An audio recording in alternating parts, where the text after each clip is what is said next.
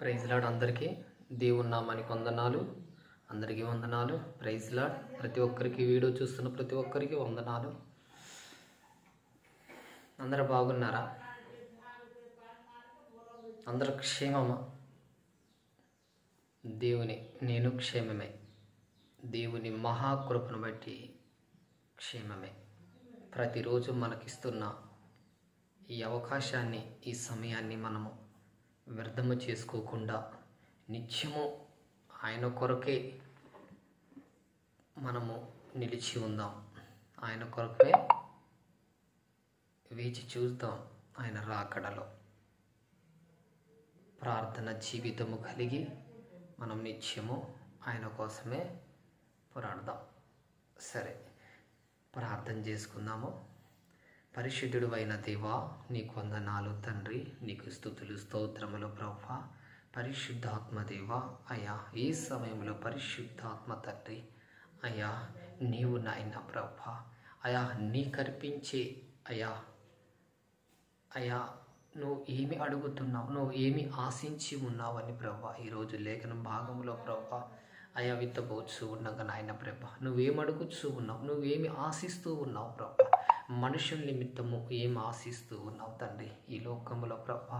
నువ్వు ఈరోజు ఈ లేఖన భాగంలో నుంచి నాయన ప్రభా ఏమి కావాలని అడుగుతూ ఉన్నావో ఈ లేఖన భాగంలో నుంచి బిడ్డలతో మాట్లాడబోతూ ఉండగా నాయన ప్రభా, మీరే నాలో ఉండి మాట్లాడి వారు తండ్రి విని గ్రహించి అనేకమైన బిడ్డలకి చెప్పుటకు నీ కృపదాయి చేయని వారి ఆలోచన ఈ మాటల వైపే ఉండేటకు ఎలాంటి గడిబిడి లేకుండా ఏ దుష్టుడు వారి హృదయాన్ని గడిబిడిచుటకు వీలు లేదు ప్రభా. నీ కృప, నీ కాపుదల వేళల తండ్రి మా అందరిలో ఉండి ప్రభా నీవు నిలిచి ఉండి బిడ్డలతో మీరు మాట్లాడమని యేసు నామములో అడుగుచు నామ తండ్రి. Amen, amen. Praise Lord. దేవుని నామానికి వందనాలు.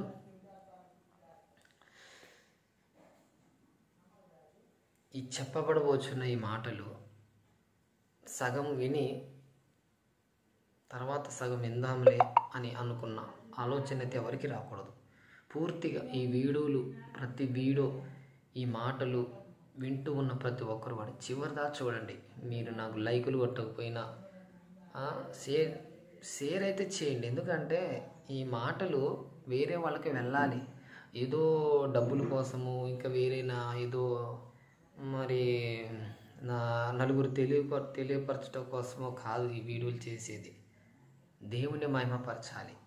దేవుణ్ణి నేను మహిమపరచాలని నేను ఈ వీడియోల ద్వారా మీ దగ్గరకు వస్తూ ఉన్నాను. మరి మీరు కూడా ఈ వాక్యము ద్వారా బలపడుతూ ఉన్నారని, మీరు కూడా దేవునికి నా ద్వారా కూడా మహిమ కలగాలి, మహిమ రావాలి అని మీరు అనుకుంటే ఖచ్చితంగా వేరే వాళ్ళకి ఈ వీడియోలు పంపించండి. మీ దగ్గరే ఈ మాటలు మీ దగ్గరే ఉండటం కాదు, ఈ మాటలు మీలో మీరు బలపడి వేరే వాళ్ళను కూడా బలపరచబడాలి. ఈరోజు ఈ లేఖన భాగముల నుంచి పరిశుద్ధాత్మ దేవుడు ఎందుకు మాట్లాడిస్తున్నారంటే, నా హృదయంలో ఇప్పుడు నాకు తెలిసింది ఈ మాట నా హృదయంలో ఉంటే ఎలా, అది నాకు మట్టికే ఉంటుంది. అది నా హృదయంలో నుంచి నా మాటలు, దేవుని మాటలు బయటికి వెళ్ళాలి అంటే మరి తప్పనిసరిగా నేను వీడియో చేయాలి, మీకు ఆ మాటలు వినిపించాలి అని నేను అనుకుంటాను. మరి మీరు కూడా ఈ మాటలు వింటూ ఉన్నారు కాబట్టి వేరే వారికి కూడా మీరు ప్రతి ఒక్క మీ స్నేహితులకి, మీరు బంధువులకి, ప్రతి ఒక్కరు మీకు తెలిసిన వారి తోటి స్నేహితులు ప్రతి ఒక్కరికి వీడు పంపించాలి. వారు వింటారు, వినేవారు వింటారు, విన్నోళ్ళు విన్నారు. పంపించండి, వాళ్ళ ఇష్టం. అది దేవుని చిత్తం ఏమై ఉన్నదో అది మాత్రం జరుగుతుంది. మనము వాళ్ళని బలవంతం చేయటం కూడా వీల్లేదు. వాళ్ళ ఇష్టం. వీడియో పంపించండి, చూస్తే చూస్తారు, వింటే వింటారు, లేకపోతే లేదు. అంతేలే. కానీ మనం ఏమైనా డబ్బులు ఖర్చు పెట్టట్లేదు, మనకి సమయం ఇంకా ఏమైనా వృధా చేయట్లేదు, ఒక్క క్షణం కూడా పట్టదు స్పెండ్ చేయడానికి. సరే, దేవుని మాటలు చెప్పుకుందాం. కొన్ని మాటలు. మీకా గ్రంథము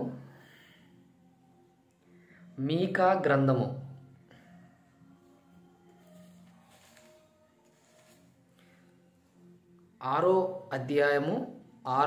అధ్యాయము 6వ వచనం నుంచి చెప్పుకుందాం. ఏమి తీసుకొని వచ్చి నేను యెహోవాను దర్శింతును. ఏమి తీసుకొని వచ్చి మహోన్నతుడైన దేవుని సన్నిధిని నమస్కారము చేతును. దేవుడు ఏమంటున్నాడు? నా సన్నిధికి ఏమి తీసుకొని వస్తూ ఉన్నారు? ఏమి తీసుకొని వస్తూ ఉన్నారు? ఉత్తగా వస్తున్నారా? లేకపోతే మూటలకు మూటలు మోసుకొని తెస్తూ ఉన్నారా? పరిశుద్ధాత్మ దేవుడు ఇక్కడ సెలవిస్తున్నాడు.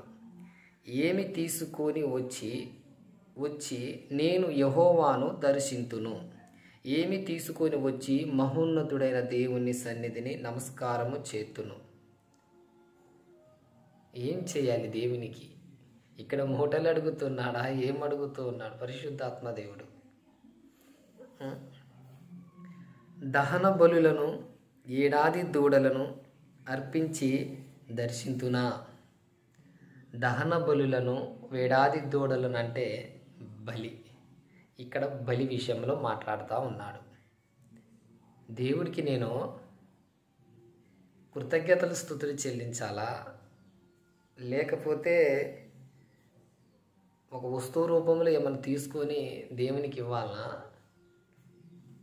లేకపోతే ఇంకా ఏదైనా దేవుడు ఆశిస్తుండా అనేది వేలాది దహన బలులను, ఏడాది దూడలను అంటే ఏడాది అంటే సంవత్సరపు దూడలను, ఏడాది దూడలను అర్పించి దర్శింతునా అంటే ఆయనకి వేలాది దూడలు అంటే బలిని అర్పించి నేను ఆయనకి దర్శింతున్నా అంటే ఆయనకి ప్రార్థన చేస్తున్నా అంటే ఆయనకి అంటే చేసిన అదే ఏమంటారు, వాగ్దానం అంటారు కదా, దానికి సరిపోతుందా అన్నట్టు అర్థం. అంటే మనం చెల్లించవలసిన అది మొక్కుబడి అన్నట్టు సరిపోతుందా అని అంటున్నాడు. అర్పింతునా నా అంటాను. వేలాది పొటేళ్లను, వేలాది అంటే ఒకటి కాదు కొన్ని, ఈ ఏమంటుంది, పొటేళ్లను, వేలాది నదులంత విస్తారమైన తైలమును ఆయనను సంతోషము కలగజేయునా. పొట్టేళ్ళు వేలాది వేల కొలది పొట్టేళ్లను, వేలాది నదుల విస్తారమైన తైలమును ఆయనకు సంతోషము కలగజేయునా అంటే ఈ అర్పిస్తున్న బలులు అన్నీ ఇంకా వస్తువులు ఆయనకి సంతోషము కలగజేయునా అంటే నాకు సంతోషము కలగజేయునా అని అంటున్నాడు ఇక్కడ. నా అతిక్రమమునకై నా జ్యేష్ఠపుత్రుని నేనిత్తునా. నా పాప పరిహారమునకై నా గర్భఫలమును నేనిత్తునా. ఇంకోటి, మనుషుడా ఏది ఉత్తమమైనదో, ఏది ఉత్తమమై అది నీకు తెలియజేయబడి ఉన్నది, న్యాయముగా నడుచుకొనుము. నీకు ఏది ఉత్తమమైనదని తెలుసుకో, ఏది ఉత్తమమైనదని నడుచుకొనుటయు కనికరమును ఏది ఆగండి ఒక్క మాట. మనుషుడా ఏది ఉత్తమమై అది నీకు తెలియజేయబడి ఉన్నది, ఏది ఉత్తమమైనదని నీకు తెలియబడి చేయమన్నది అంటాడు దేవుడు. ఇక్కడ నీకు ఏమి తెలియపరచబడుతున్నాడేడా, ఏమి అడుగుతూ ఉన్నాడేడా పరిశుద్ధాత్మ దేవుడు.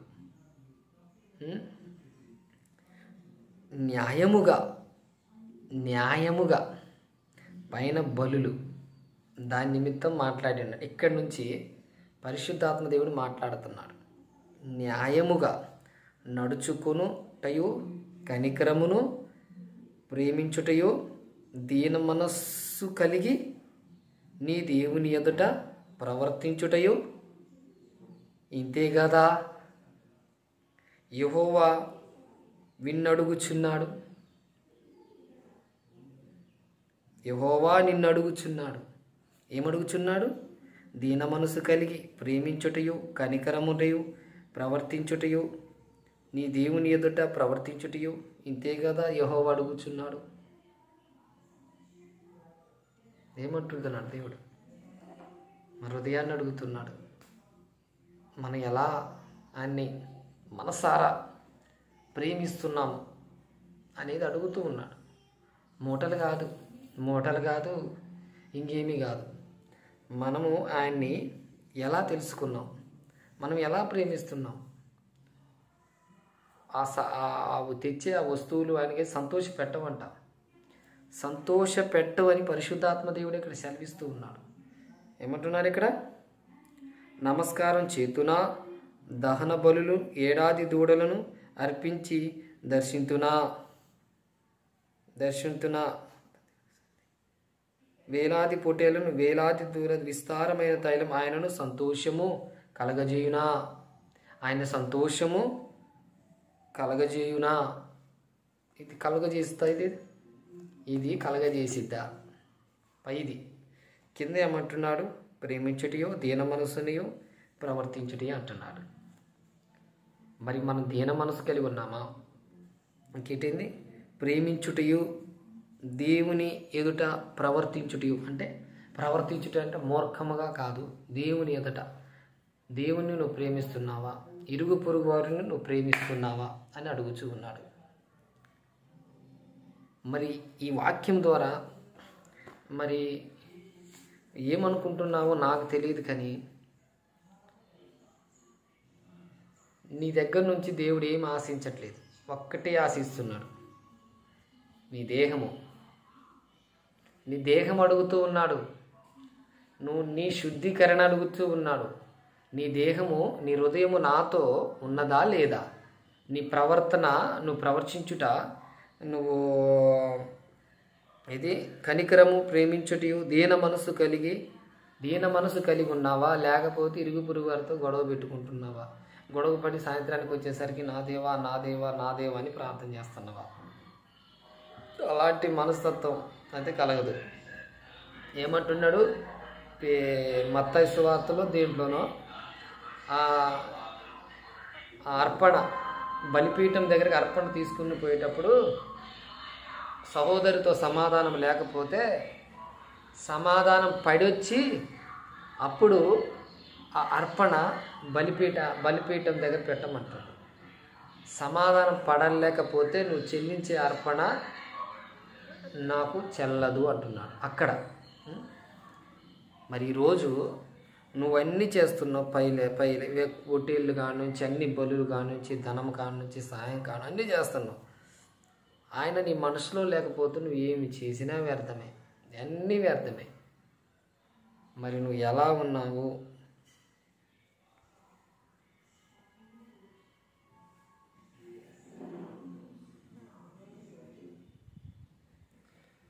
మరి మనం ఆయనలో నిత్యం ఉండాలి, అలా ప్రవర్తన కలిగి ఉండాలి. ప్రార్థన చేసినంత మాత్రం సరిపోదు, వాక్యం చదివినంత మాత్రాన సరిపోదు. నువ్వు చేసే ప్రార్థన పరిశుద్ధాత్మ దేవుడు వింటున్నాడా లేదా? అసలు నా ప్రార్థన వెళ్తుందా లేదా? అదొక్కడు గుర్తుపెట్టుకోండి. ముందు ఆలోచన చేయండి, నిజంగా నా ప్రార్థన దేవుడి దగ్గరికి వెళ్తుందా లేదా అనేది ఒక్కసారి ఆలోచించండి. మీరు ఎన్ని సంవత్సరాలు ఆయనకి డబ్బులు, కానుకలు ఇంకా ఏమేమి పంపించినా కానీ ఆయన తీసుకోవటాన్ని మీరు ఇస్తారు, ఆడ పెట్టిపోతారు. కానీ అది ఆయనకి అది ఇష్టంగా ఉన్నదా లేదా అనేది ఒకసారి గమనించండి. వాక్యానుసారంగా నేను మాట్లాడుతున్నా, నా సొంత మాటలైతే నేను చెప్పట్లేదు. పరిశుద్ధాత్మ దేవుడు మీకా గ్రంథము 6వ అధ్యాయము 6వ వచనం నుంచి 8 వచనాల్లో ఏముందో చదవండి, అర్థం చేసుకుంటే చదవండి. ఏముందో బలుల గురించి ఉంది, అర్పించినడుకు నాకు ఎలా అర్పించాలి, అసలు ఏమర్పించాలి, దేని విషయంలో నేను అడుగుచూ ఉన్నాను. ఆయన బలుల విషయంలో అడుగుతున్నాను. ఏమడుగుతాను? నేను మీ మనస్సుని. నా ఆత్మ లేనివాడు నా వాడు. ఈ మాట ఎందుకు పలికిడు? నా ఆత్మ లేనివాడు నా వాడు కాదని. నాకు అర్పించలేనివాడు నా వాడు కాదని లేదే పరిశుద్ధాత్మ దేవుడు ఎక్కడ కూడా. నాకు మొక్కుబడి చెల్లించలేదు కదా, నేను నిన్ను తిరస్కరిస్తున్నానని పరిశుద్ధాత్మ దేవుడు ముందు నా ఆత్మ లేనివాడు నా వాడు కాదన్నాడు. ఆయన ఆత్మని ధరించుకున్నావా లేదా, లేకపోతే ఏదో మాదిరిగా వెళ్ళిపోచు వస్తూ ఉన్నావా? అలా చేయకూడదు, ఎప్పుడు ఎవరూ చేయకూడదు. నువ్వు కానీ నేను కానీ ఎవరూ చేయకూడదు. పరిశుద్ధాత్మ దేవుని మహిమపరచాలంతే. పరిశుద్ధాత్మ దేవుణ్ణే మహిమపరచాలి అంతేలే. కానీ మనం ఇచ్చేటప్పుడు కానీ తీసుకునేటప్పుడు కానీ ఇరుగు పొరుగు వారు చూస్తున్నారు అనేది అది అలా చేయటం తప్పది.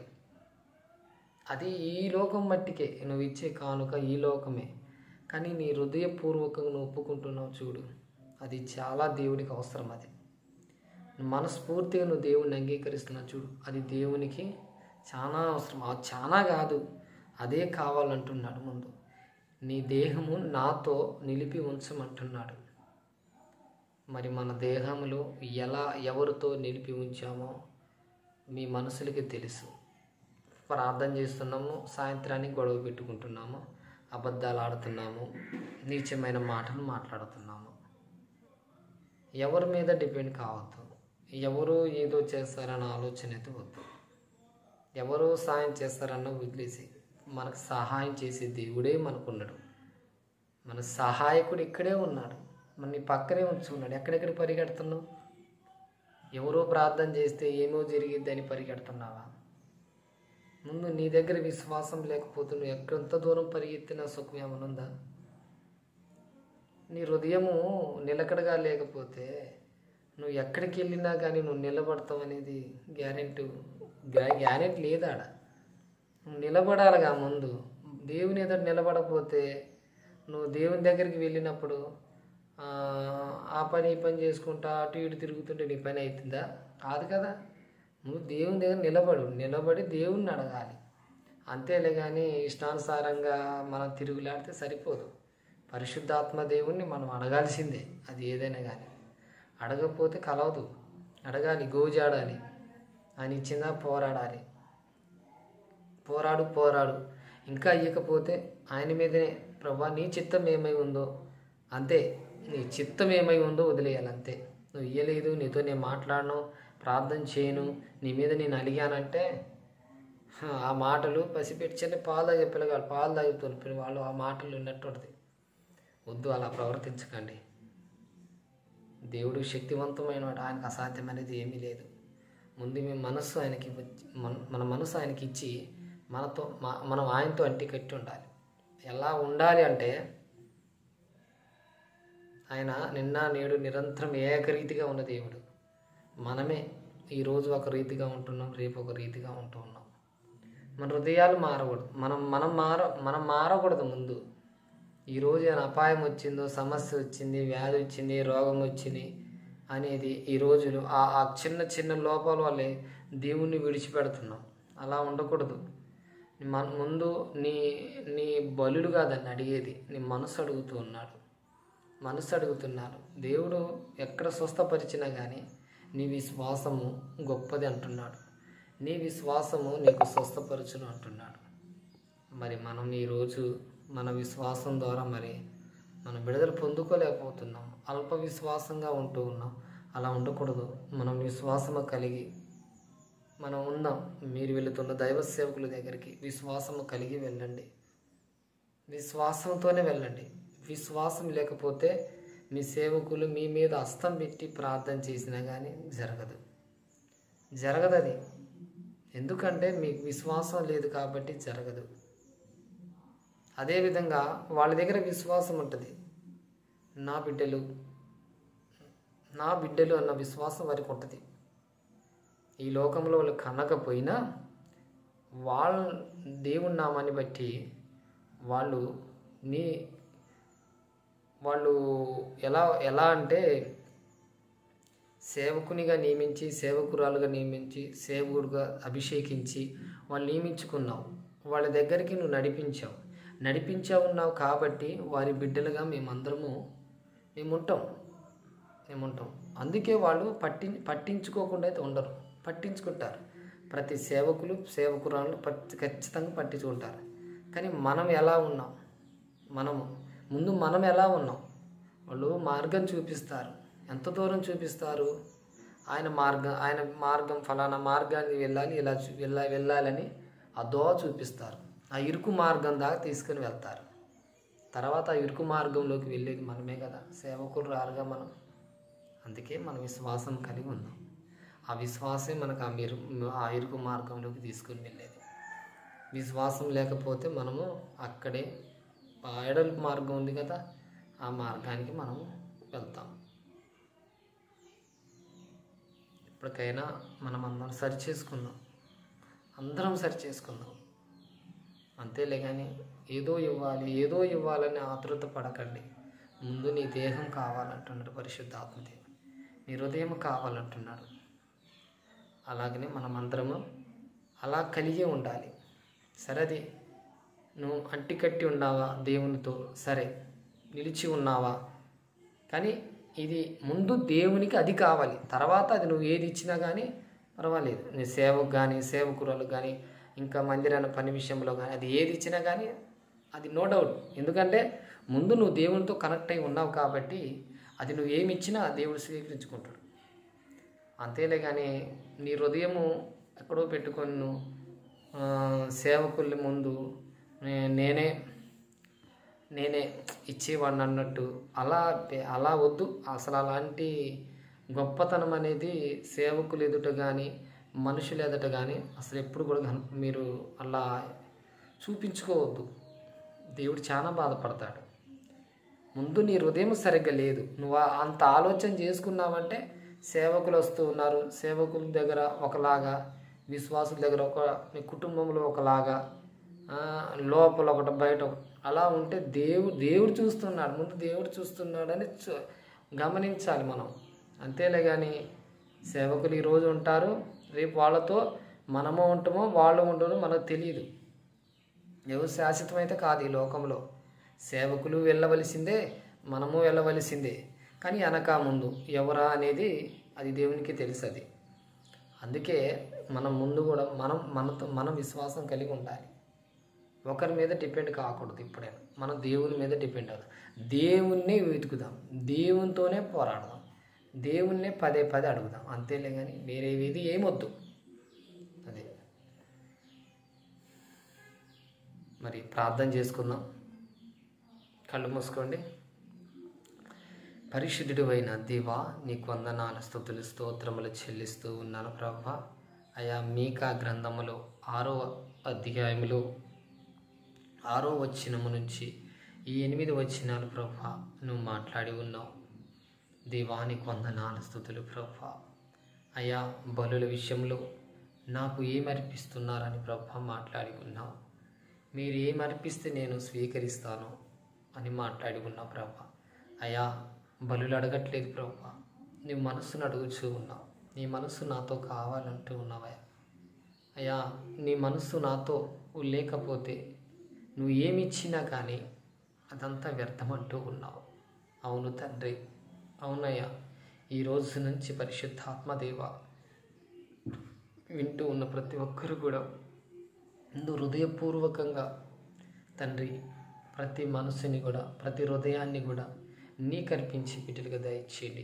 అయా నీతో అంటి కట్టి వారు నా నిలిచేటట్టు దయచేయండి. అప్పుడు వారు తెస్తున్న ప్రతిదీ కూడా తండ్రి నువ్వు స్వీకరిస్తూ ఉంటావు. అయా వారు హృదయంలో ఏదో ఆలోచన పెట్టుకొని అయా తండ్రి సేవకుల్ని ఘనపరుచుకోవటం, అయా సంఘం ఎదుట ఘనపరుచుకోవటం చేస్తే అది నాయన ఈ లోకం మట్టికేనంటూ ఉన్నావు. నీకు తీర్పు తీర్చే వాడు ఈ లోకంలో లేడు, పై లోకంలో చూస్తూ ఉన్నాడు. పరిశుద్ధాత్మదేవుడు ఈ లోకంలో అందరినీ చూస్తూ ఉన్నాడు. ఆయన కోసం మనం జాగ్రత్త కలిగి ఉండాలి. ఈ లోకంలో ఈ మనుషులు చూస్తారు, ఈ మనుషులు దాన్ని ఈ లోకంలోనే మర్చిపోతారు. కానీ పరిశుద్ధాత్మదేవుడు నిత్యమును మనము పుట్టుక నుంచి చివరి దాకా ప్రతిది కూడా ఆయన సమస్తము ఎరిగిన దేవుడు. మరి ఆ సమస్తము ఎరిగిన దేవుణ్ణి పట్టుకుంటావా? ఈ లోకములో ఈ మనుషులు చనిపోతే ఈ మట్టిలోనే అది ఇక్కడే అది ఇస్తావు. మట్టి ద్వారా నా మాటలు కూడా ముచ్చిపోతాయి. కానీ పరిశుద్ధాత్మ దేవుడు వింటూ ఉన్న ప్రతి మాట కూడా ఇక్కడ ఉండిపోతుంది. పరలోకంలో ప్రతిది కూడా లెక్కించబడుతుందని పరిశుద్ధ గ్రంథంలో నువ్వు లెక్కించి ఉన్నావు. అయా మాటలు కలిగి ప్రార్థిస్తూ ఉన్నారు. ఈ సమయంలో ఏకీభవిస్తున్న బిడ్డలే తాకండి. వారు ఏ సమస్యల చేత బాధ చేత ఉన్నారు ఈ సమయంలో ప్రభ దర్శించండి ప్రభ. వింటూ ఉన్న ప్రతి ఒక్క బిడ్డను కూడా ప్రభ ఈ మాటలు వింటూ నాయన ప్రభ ఆలకిస్తూ అయా కన్నీరు కారుస్తున్న బిడ్డలు ఉన్నారేమో అయ్యా వారి పట్ల ప్రార్థనిస్తూ ఉన్నాను ప్రభ. గొప్ప కార్యము చేయండి, వారి పట్ల విడుదల దయచేయండి ప్రభ, అద్భుతాలు దయచేయండి ప్రభ. వారికి నాయన ప్రభ వారు ఏమడుగుతూ ఉన్నారు ప్రభ. అవును ప్రభ, నేను నా హృదయం నీకు అర్పించలేదయ్యా. నేను మందిరానికి ఎన్నో వస్తువు రూపంలో ఎన్నో కానుక విషయంలో నేను ఇచ్చి ఉన్నాను, కానీ ముందు నా హృదయం సరిగ్గా లేదయ్యా. ఇప్పటికైనా నా హృదయం సరి చేసుకుంటాను ప్రభు అని ఏ బిడ్డలు ఈ సమయంలో ఈ ప్రార్థనలు ఏకీభవిస్తూ ఉంటున్నారో అయ్యా, తర్వాత ఈ ప్రార్థనలు ఇప్పుడు కాకపోయినా తర్వాతైనా ఎవరైనా ఈ మాటలు విన్న తర్వాత చివరికి ఈ మాటలు వింటూ ఉన్న ప్రతి ఒక్కరు కూడా తండ్రి తీర్మానం చేసుకుంటారు. ప్రతి ఒక్కరు కూడా తండ్రి ఆ మాటలు కడిగినైన ప్రభ దైవ సేవకులు కలిసి వారి వెంట ఉండేటట్టు దయచేయండి ప్రభ. అయ్యా, ఎవరిలో అహం ఉండకూడదు ప్రభు. అయ్యా తండ్రి సేవకుల్ని గౌరవించమంటున్నాం. అయ్యా ఘనపరచమంచిన పరిశుద్ధ ఆత్మదేవ తండ్రి నీకు వందనాలు ప్రభ.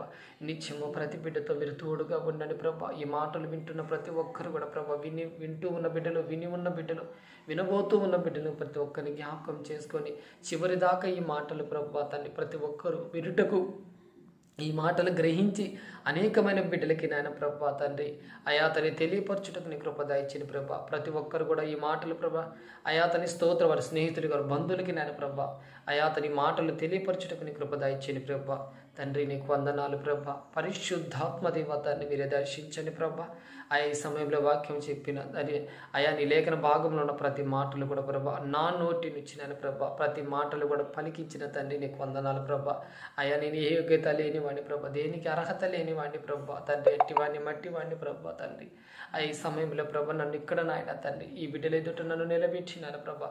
ఈ మాటలు తను బోధించుటకు నీ కృప నీ కాపుదల నాకు ఇచ్చినందుకు యేసు నామమున అడుగుచూ ఉన్నాం తండ్రి. Amen amen. ప్రైజ్ లార్డ్ అమ్మ. అందరికీ ప్రైజ్ లార్డ్. దేవుని నామానికి వందనాలు. Praise lord. అందరూ చూడండి, వీడియో చూడండి, పూర్తిగా చూడండి. అలా ఇప్పుడు చూస్తున్నారని మరి నమ్ముచున్నాను. ఈ మాటలు చివరి మాటలు కాబట్టి మరి ఈ మాటలు ప్రతి ఒక్కరికి పంపించండి. మీ స్నేహితులకి, బంధువులకి, శ్రేయాభిలాషులకి అందరికీ ఈ మాటలు చేరాలి. క్రైస్తవులకే కాదు, దేవుని బిడ్డలకే కాదు, విశ్వాసులకు కూడా ఈ మాటలు వర్తిస్తాయి. ప్రతి ఒక్కరికి కూడా వర్తిస్తాయి. సరే, సేవకులు దేవుని సన్నిధానానికి నాకేం తెస్తూ ఉన్నారని ఇక్కడ అడుగుతూ ఉన్నాడు కాబట్టి విశ్వాస నిమిత్తం ప్రతి ఒక్కరికి ఈ మాటలు పంపించాలి. సరే, అందరికీ ప్రైజ్ లార్డ్.